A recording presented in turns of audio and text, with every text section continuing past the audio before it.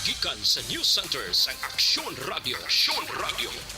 Yari ang mga nagapangunang balita sa syudad sa Bacolod kag probensya sa Negros Occidental. Mga balita lokal, nasyonal, sa Aksyon Balitang Bayan. Numero 1, Aksyon Balitang Bayan. Numero 1, two-time kapisanan ng mga broadcasters. Golden Dev nominee for Best Provincial Newscast. Aksyon Balitang Bayan. Numero 1. Aksyon Balitang Bayan. Numero 1. Kagkaroon ang inyo News Team.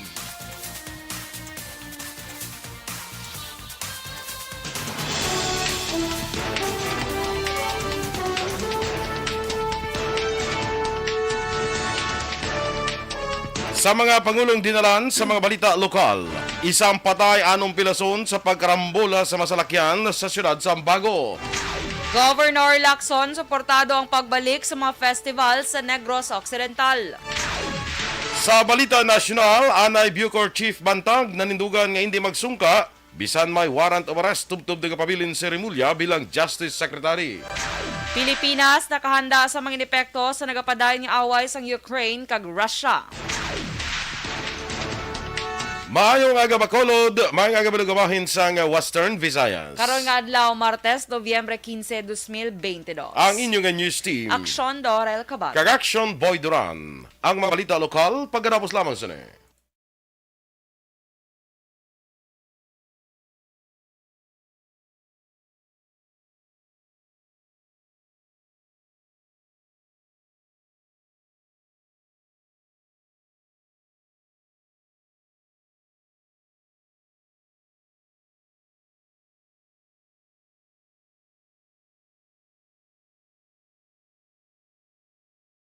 Yes, good morning mga ka-aksyon.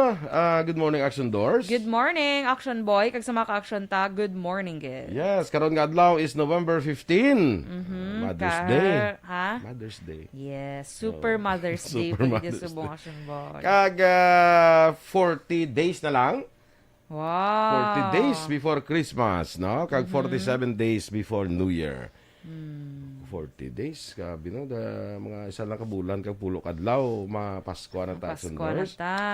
Grabe. Sana all. Dali lang ka ma-share ta na sa aton live para damo ang makalantaw, Sige, maka-join. Kag sa may kwan, sa mga taxi drivers naton, good morning dira sa inyo, no? Sa mga OOTG, OTTG gali. OTTG, okay, nung ano da? Concordio, Manggubat. Well, tinga ngalan yun, no? Dira man sa mga jeepney drivers naton, mga sikat drivers, mga aga sa inyo, ha? Good morning. Good morning. Sa mga kapihan da, mga aga, sa nagapalangape, dahil ka mga bahin sa probinsya, mga aga sa nagapalangape, kag dira man sa mga vendors naton sa mga merkado, Libertad Public Market, Central Market, Burgos Public Market. Good morning dira sa inyo.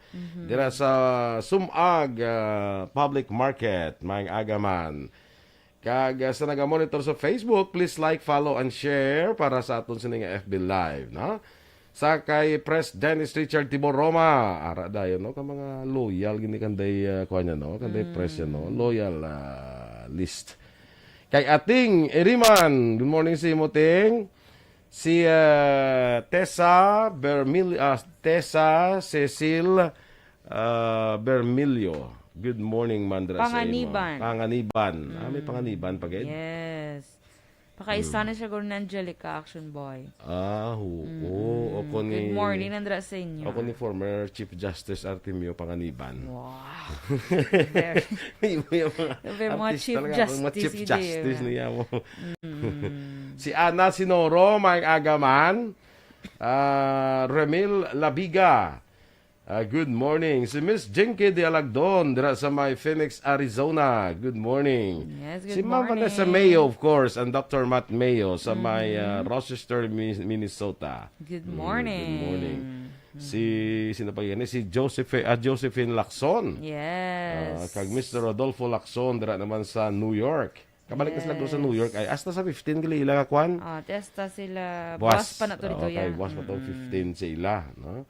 Si Migo tada One Ball Gallo, good morning man sa may Morning. Las Vegas, Nevada kag Madam Alma Alvarez Gallo, no? Yes. Si classmate ko Lilian guro ba si mapaaga bla puli di ako kay Naman. na napatay blang lula yan mapuli di sa bla mo na napatay. Hindi sang religad pag kadto di ari na kadto di siya kay kadto niya si lula niya kay do nagamasakit. Nagtaliwan na daw ko naman daw sobra na 90 ay no. Sige.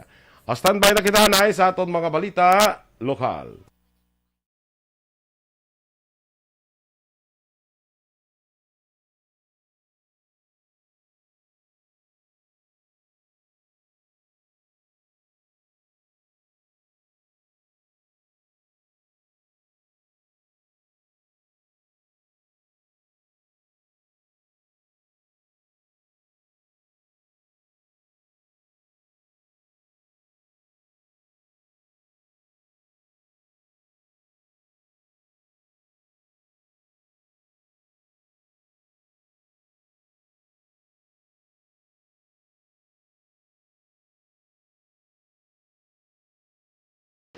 Aksyon! Balitang Bayan, Numero 1.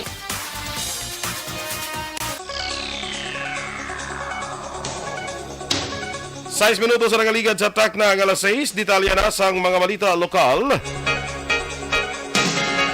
Patay ay isa ka motorcycle rider kag pilason ng anom pakaiban sa aksidente nga nagluntad las 9:30 sang kahapon sang aga Lunes sang nagkarambola ang 5 ka masalakyan sa National Highway sa Purok Daisy, Barangay Kalumangan sa siyudad Sambago. Ginkilala ang napatay kay Neptali Subiate, 52 anyos, residente sang Barangay 7 sa siyudad sang Bacolod.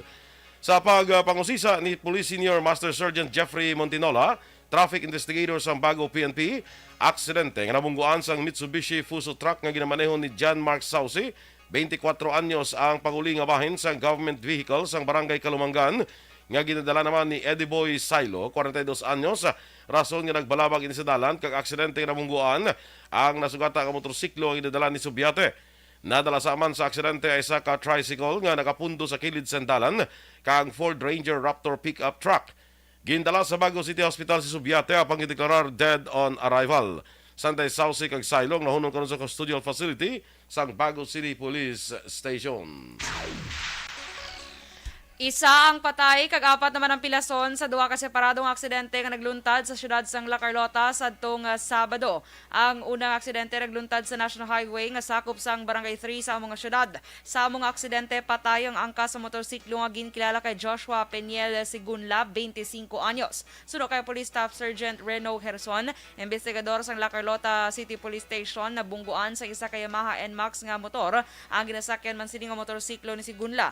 Pilason naman ang driver sa mga motorsiklo nga ginkilala Sanday Christian Palma, 34 anyos, kag John Jovi Gadot, 25 anyos. Samtang pilason man ang duha ka mga riders sa aksidente nga nagluntad sa Barangay RSB sa amuman nga syudad. Sunod kay Police Corporal Errol Antonio, isa man ka traffic investigator, nabungguan sa motorsiklo nga ginamaneho ni Chris Mark Cabrales, 35 anyos. Sa motorsiklo nga ginamaneho naman ni Roberto Arsenal Jr. Dugang pa ni Antonio, nadulaan sang control si Cabrales kay diretso ini sa linya ginausoy naman sang ni Antonio. Suportado naman ni Governor Bong Lacson ang pagbalik sa mga festival sa Negros Occidental bisan pa nga may kaso sa gihapon sang COVID-19.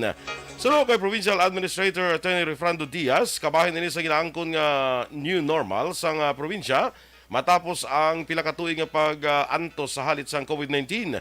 Gin-ehemplo ni Diaz ang pagpartisipar sa gobyerno probinsyal sa madilagon nga Maskara Festival o Maskara sa Panaad. Nagapati ang provincial administrator nga masarangana sa mga Negrosanon nga makabato sa virus bangod jutay na lamang ang mga nagapositibo sa COVID-19 nga may malala nga gidabatyag. Matapos ang madilagon nga Maskara Festival sa siyudad sa Bacolod, ginanunsyo man ni Mayor Salvador Escalante Jr. ang pagbalik sang Dinagsa Festival sa siyudad sang Cadiz sa Enero tuig 2023.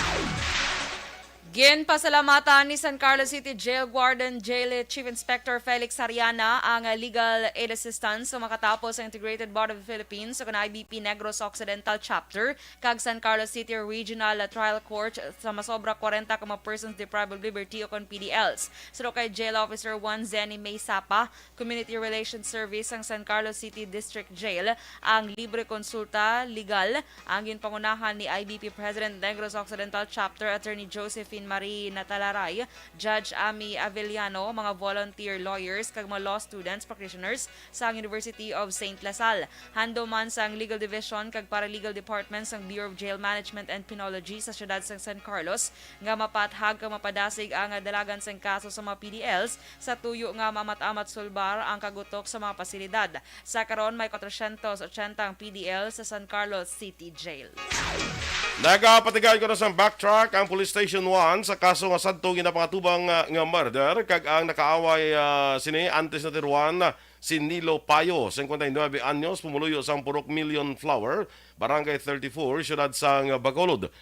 Luyag may baluan ni Police Major Ramel Sarona, ang hepe sa Police Station 1, kung sino ang kontra ni Payo, kung sino naman ang pamilya nga nagpasaka sa iya sang kaso nga murder.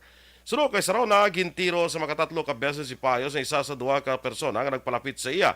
Domingo sa tumong udto sa nagapamunit si Payo sa bayba akundre sa may Barangay 35 sa inisang gintiro gamit ang wala pa may baluan nga kalibre sang armas lutang nga nagresulta sang iya nga kamatayon. Ipasaka subong adlaw Martes ang kaso ng robbery kay Neil Muyani, 34 anyos, ang pumuluyo sang Zone 3, Villa Esperanza, Barangay Tangub, siyudad sang Bacolod, matapos nga nadakpan nga ginkawatan sini ang iya pakaduha nga si Rolando Castillo, 45 anyos, kay residente sang amo nga lugar. Ginpahayag ni Police Major Jory Puerto, ang hepe sa Bacolod City Police Station 8, nga gin-review nila ang CCTV sa balay sang biktima matapos ini nga nagdangop sa kapulisan kag gintugda nga mayara sang bystanders nga nakakita sa suspect nga nagwa halin sa sliding window nga nahamtang sa second floor kag nagpanaog sang gamit o kung nagpanaog gamit ang steel grill samtang may dala nga backpack. Suro sa hepe nakitaan sa CCTV ang suspect nga nagsulod sa balay sa nga biktima kang nagsulod sa kwarto sa Nobyembre 12, 2022 malas 5 sang hapon. Palayag pa ni Puerto nga nakuha ang sang suspect ang gold Rado wristwatch nga nagabalor sang 105,000 pesos kay cash nga kwarta nga nagabalor naman sang 116,466 pesos. Dugang pa sang hepe nga ang suspect nalakipman sa drugs watch list sa Police Station 8. Aksyon Radio Philippine Standard Time, las 6:12. Anay Bucor Chief Bantag nanindugan nga hindi magsungka bisan may warrant of arrest. Tubtub na gapabilin seremulya bilang Justice Secretary. Samtang Pilipinas nakahanda sa mga epekto sa nagapadayon nga away sang Russia kag Ukraine. Ang detalye sa mga balita nasyonal sa magulik sang Aksyon, Balitang Bayan, Numero 1.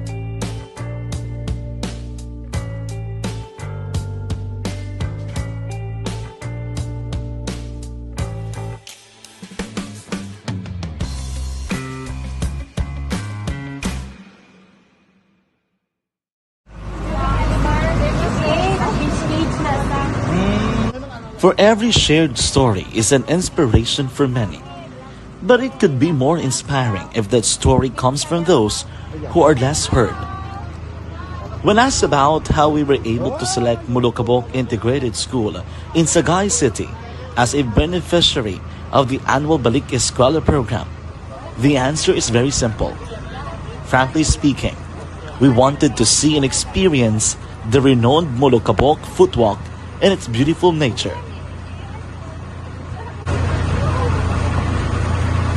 Upon entering the school, we were welcomed by beautiful smiles and warm hearts, silently expressing their gratitudes. At the venue, learners and teachers who are working hand in hand for a better future are excited to enjoy and participate. Parents are also lining up to avail free medical checkup and medicines.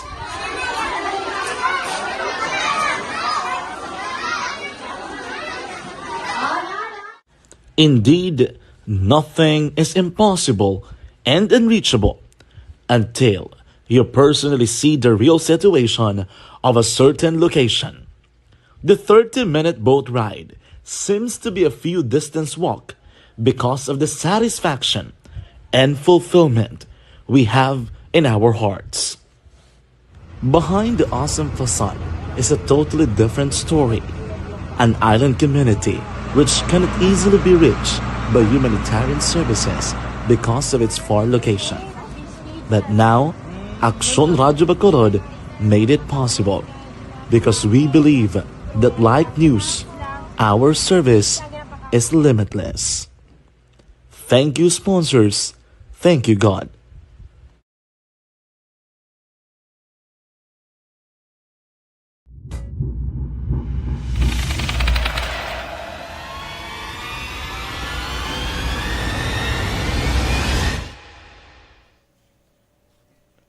Good morning da kay Roslyn Labrador Rizala. Ginagreet niya lang si mama niya Anita Labrador, papa niya Wilfredo Rizala, kag tita Nelly Garzola, tito niya Edwil Garzola, si nanay String Rizala, si manong niya Gerald Rizala, kag Cleo Garzola, kag sa friend niya, hindi lang pamilya, hasta mga friendship. Si Sunshine Samoy, Rose Ann Labrador, Rizala, from Inayawan, Kawayan. Good morning dira sa mga taga Inayawan. May aga dira sa inyo, no? Si Raymond Valenia Gustilo. Yes. Correct? Sige. Good morning. Binabati ko po ang Lola Siring Kuda. Amida, gali. Kag Mama Rebecca. Kag sa pamilya Liba. Parente ni Major John G. Liba. Oo. Dala na natin si Major John G. Liba. Dala na sa greetings. From Quezon City. Ma'am Vanessa Mayo, morning liwat. Happy snowy day here sa amon sa Rochester. Winter. Pasulod ng winter. First snowfall of the season. Akay wa ma-winter na Ma'am Van. 3 inches ang snow. Di ba yung takos gini mamban ba? Kag big snowflakes. Ay, wow. May akasama kung lang snowflakes. taon mo nagid lang magtupa bla sa imo nga kung malayo lang di mo makita ang snowflakes. Pero kung once magtupa siya mo sa imo skin or sa imo bayo, tutukan mo action boy ano gid siya gali iya. Gaporma gid siya gali iya nga ang do snowflakes gid iya. Snowflakes gid siya. Gaporma gid siya. Ang snowflakes amo nang daw hindi na daw lain sa daw gin galing nga ice line man yan. Lain man. Snowflakes daw lang balagba. Halo na Hindi aluahan. Ice crumble. Ice crumble. Halo, ikaw ice crumble. Snowflakes garo do. Daw flakes gid na para ba? Individual gid siya action boy. Nakita ko na ang super close nga detail. Grabe galing. Nami ko pretty so kay Miss Van, no? Ray Flores Barrioga. Kag Ricky Galvez. Isabela Dos Gulayan members. Tabunak Boys. Mac Jeff, Ayan Cueva, Sir Paul Marcelia, Gamonitor Gate, siling ni Migo Tarike. Inday Plaza, kag Homa Lumena, good morning man. Dirasa kay Ma'am Luisa Luing Melos, good morning. Kag kay Melchor Melos, of course, good morning. Chay Indring, may agada. Si Teresa Linaha Kayaw, ay maray morning. Kag si Pariko Gilbert dira, Kayaw, good morning man. Sige, Aksyon Doors. Good morning man kay si Angel ka na. Angel Recoperto, good morning sa imo. Dira sa may Woodside 1, Alihis. Leo greets ang akon Iloy nga si Hedy Recoperto kag sis niya nga si Riza Recoperto Strach. Strach na, correct? Sa Sacramento, California. Okay. Good morning, Landera. Kay Janelo Sanzino, good morning. Joe Art Mandagi Tones, good morning man. Miss Josephine Lacson, ara na siya Action Boy. Good morning. Subong na matapos ang inyong apostolic mission, Miss Or J, boss no? sabi yun sa ila, kay boss pang 15 sa ila. Correct. So, Alan Louie Himotea, good morning man. Present man kami diga monitor sa Kaliling Kawayan. Ay, good morning dra sa inyo sa Kawayan. Kaliling na, morning sa mga parenti ko na. Mga kasimanwa ni Action Boy, kag mga kaparentihan niya dala. Rolly Yola Ordonio, good morning man. Kung gusto nyo ay scramble kag halo-halo, libre lang kuno Aksyon Boy. Ang shaved ice. Ay, kalain. Bay lang sa panakot. Di ko Ano sabor na ihan man, no? Hindi sa pwede mahalo-halo to yaw. Hindi sa pwede Ibang ko ton, tabi si US President Joe Biden. tabi or si Vice President Kamala. Sino na yung Vice Kamala President? Harris. Kamala Harris. Ah. Hindi sa bation mayo, no? Ang ganit man. Ito talaga sa gagawa mayo, no? John Sibalios, morning man, kag watching from Barangay Sumag. Oy, greet siya lang ang pamilya Sibalios sa EB Magalona. Yes, good morning. sa inyo. Mangkutong tabi to si President Joe Biden kung pwede mahalo-halo ang snow. Hindi rin pwede, ano? Do birthday niya bala Aksyon Boy? Ni Joe? Ni Joe. Do, lang mo classmate ko sa una ba? O, bila mo, may nakita ko nga nag-greet sa iya. May nakita nga nag-greet. Kalain, parinti. Kasi iging greet siya ni Putin. Siguro. Kasabad. Kasi Joe, birthday Joe sige Vlad good morning. Sige, Vlad. Sige Vlad, di si Vlad. Oo. Vlad mo. Vlad eh. May tanda ka sang real gidya nga snowflake si Joshua. Okay.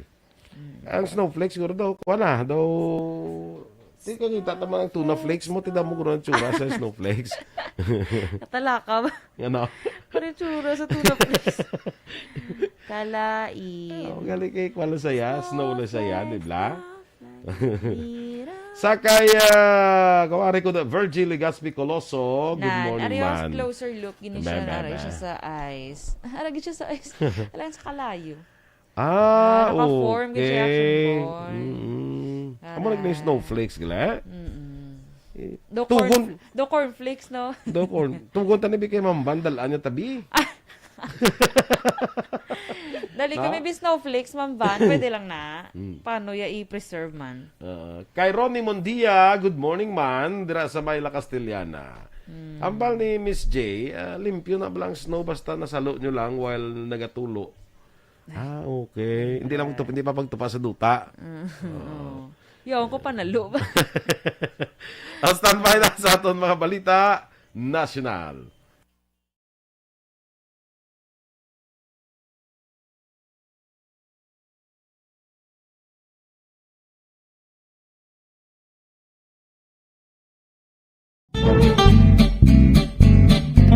Barangay 684. Drama komedya nga nagatalakay sa mga hitabo sa kabuhi, isyu politikal, siyensya, kag kinaugali sa surut kag guwa sang pungsod Pilipinas. Oh my God!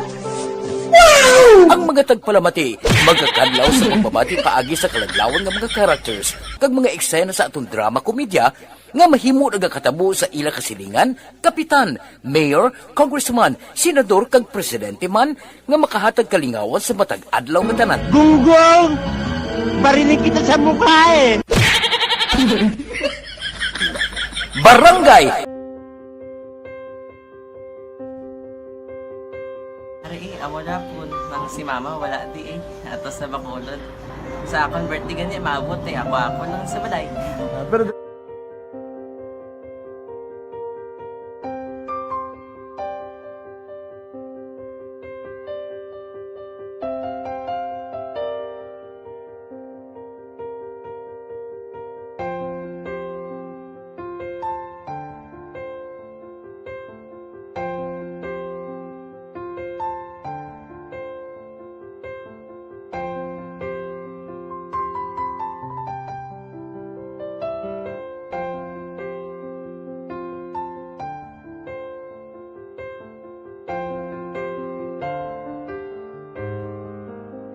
Teka, kamusta man?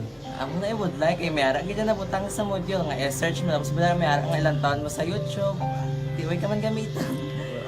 Laktaman lang nanay eh. Tapos, ano naman, ubra ko ng dason. Brown na dason. Singgang na pasensya, ma'am. Paano ka nakapadala sulat? Nagulam na ko sa akon nga friend. Kasi Regine bala. Nagsakay ay. Nangulam ka cellphone. Wala mo sa ina.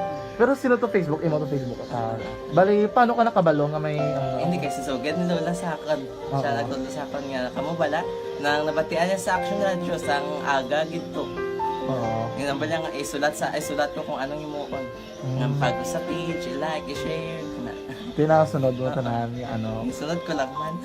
Okay. Pero ka-expect ka na nga makadaog ka. Wala, pag-id kayo daw, gusto mo ako daw, ano naman daw, gusto ko, basta, hindi ko ba siya ma-expect nga madaog. Wala nga ma-invita sila sa ARB 4 piece lang. Amo na gani pagkabati ko kay Pizza Langga, ari ay pamati ka mo.